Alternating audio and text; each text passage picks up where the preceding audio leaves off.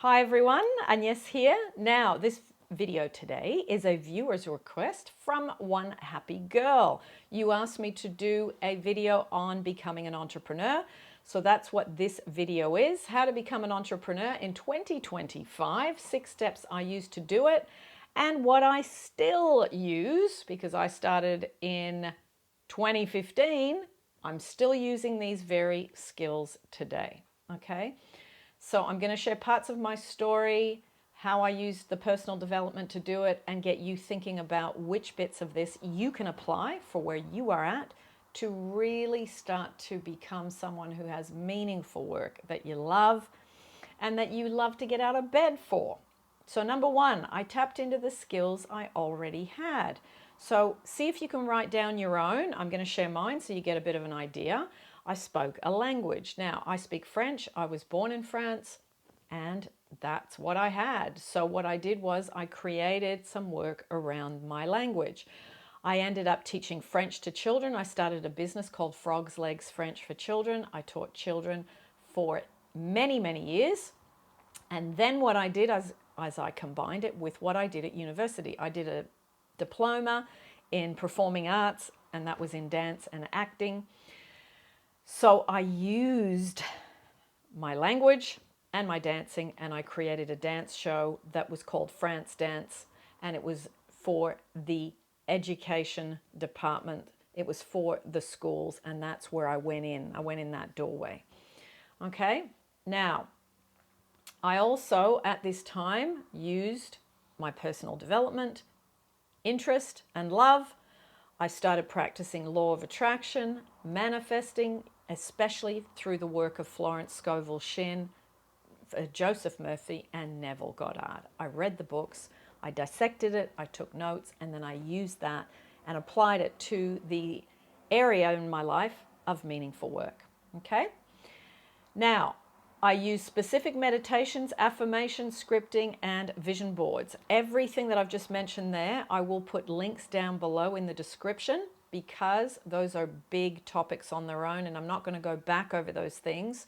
You can go and click on those specifically and do a bit of more in-depth research. Number two, what is needed in the current marketplace?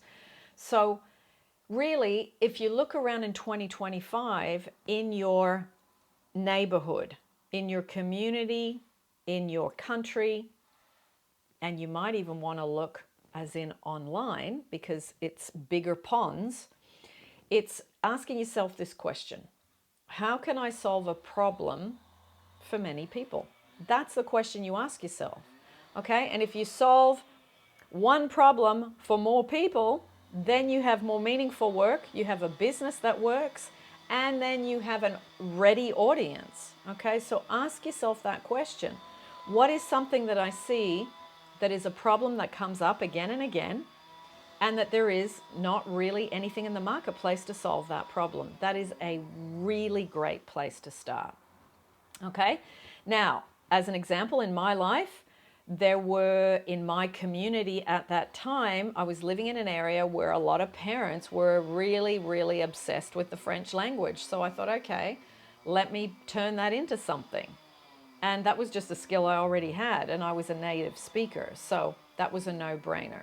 Okay, now, create around what is needed.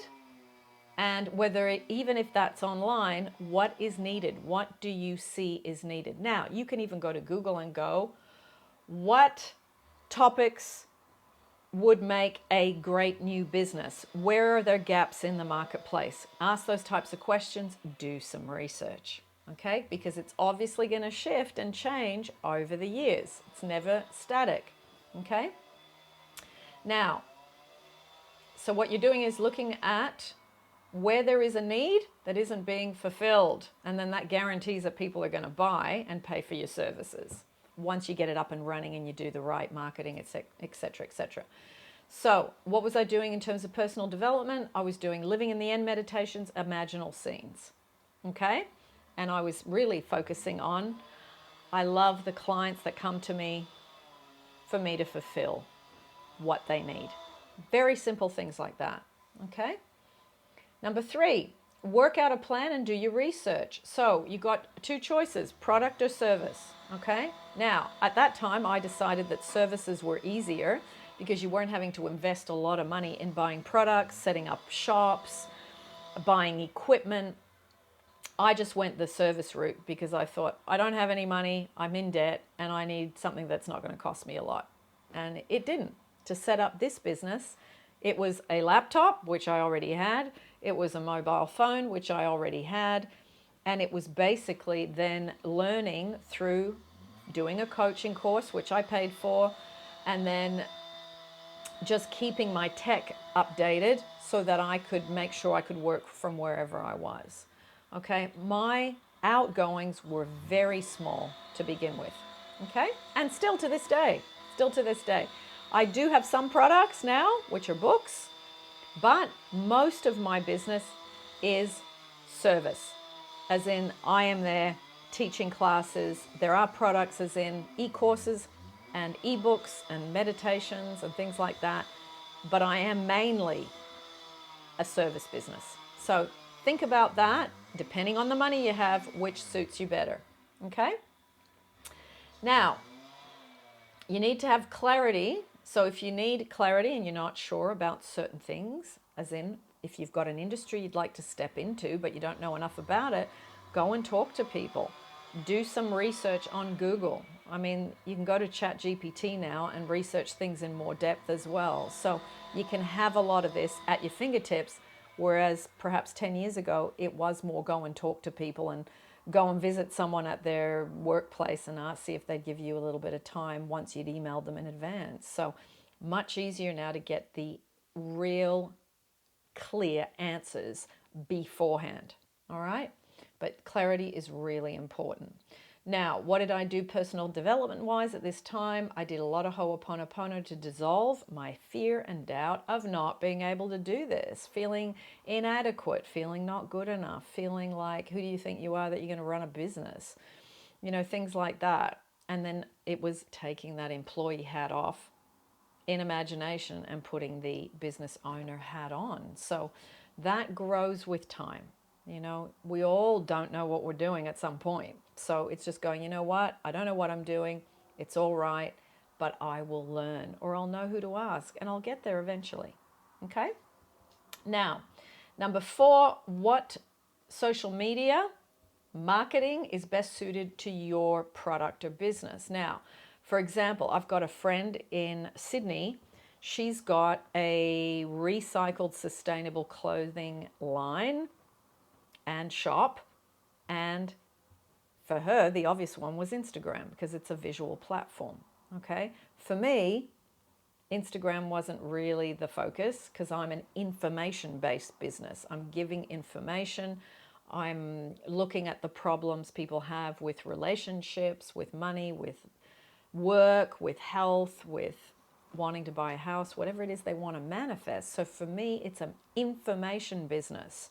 I'm giving information, and that information is there to give people relief. So YouTube was the obvious one for me. So you got to pick the right social media platform that suits your business. Now, years ago, I had more than one social media platform, not just YouTube, and I found it was very exhausting. It scattered my energies and it made me very weary. And in those days, I didn't have any money to pay for someone to do that. I decided I was just going to do, and it was when I was in quarantine during COVID and I was stuck in a hotel for 2 weeks. I thought, you know what? I just don't want to do all this social media. It's exhausting. I'm not interested in it. I love YouTube because it shows people how to do things and it explains things in, I think, a bit more detail. And so I thought I will stay on YouTube and I will cut out all my other social media. Even though I've got someone that works for me, she used to do it for me. At one point I said to her, you know what? I'd rather you use your time doing something that's better and more meaningful because I am not interested in social media these days. So I shaved it down to the one platform that I do love and I still use it myself personally, and that resonated with me. So you got to pick what resonates with you, but also what's relevant to the topic that you are wanting to be an entrepreneur with or about. Okay, now what did I do personal development wise? I did some focus wheels at this time. That comes from Abraham Hicks, and I'll put the link for that down below for you as well. Number 5, leverage on social media. Not just social media, but where else can you leverage? A website, blogs, podcasts, getting an email list. You start to build your list. That's really important. Okay, and then sending and having people being able to, sending people to where you might give some free stuff so that they get a sense of you, so that they get to know you. Because this is an arena, you have to have some level of trust in the person that you're listening to. So if you build your business with integrity and not bright, shiny objects, which I know many of you see a lot of that, even here on YouTube, that it is really about getting a sense that people aren't just trying to get money, but that they're delivering something that will give you the result that you want. So you really are going to be thinking about, how can I give people a result from the service or products that I deliver? That's a really important thing to think about. Okay, the leverage. Leverage, and I can tell you it's building on that over time. It's being consistent, okay? As you continue your marketing, being consistent with it, whichever platform you plug into, but then remembering that while you're sleeping, people in other countries are accessing it. So that really helps grow your business, grow your idea, grow your project, and then plug into being with people and around people that really need your services because they want relief or they want an outcome in a certain part of their lives. Okay? So, what did I do personal development wise at this time? I listened to Ken Honda, Wallace Wattles, and then I listened to some tech people. There's about 3 tech people that I listened to. Roberto Blake, I listened to Myron Golden, and I listened to Sunny. I won't pronounce her surname because I know I'll get it wrong. And those 3 have been extremely helpful for me. You need to keep up with the tech, okay? Most businesses have some amount of tech. Even if you're a hairdresser, you still need to know how to use the computer to tell the printer and the cash register. You still need to do your ordering. You still will need to know about some tech in most businesses these days. Okay, so keeping up a little bit with your tech training and making that a priority. A little bit each week, doesn't have to be a huge amount, but keep up. I think that is a huge thing that some business owners let slide, and then it's fine if you do let it slide, it's not your thing, but then you're going to need to employ people that specialize in certain areas in any business at some point. Okay, so, and there are lots of websites, Fiverr, Freelancer, if you need people to just do a job here and there and you don't want to pay for someone on a regular basis, like 1 day a week, 2 days a week or whatever, you can hire people just for separate jobs, which is great and which is what I did in the beginning. Now, the 6th and final thing, being consistent. It's a long game, okay? None of this get rich quick business. I mean, I'm not against that, but that's not how most businesses that have stood the test of time work. It is the consistency and the building and the layers and people getting to see you and know you in your area of expertise, okay? That's how you build the trust and you stand the test of time, okay? I would stay away from a few things, and I will mention these.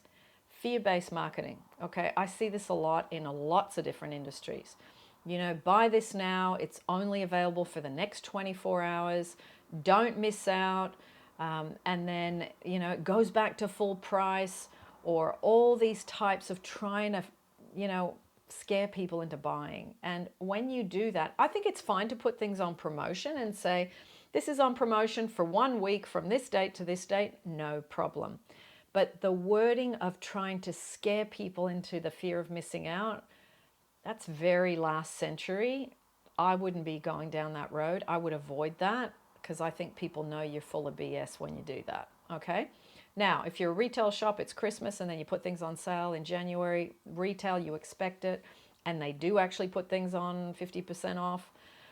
Well, we think they do, unless they've put it up in price to then mark it down. I've seen that as well because I've worked in retail.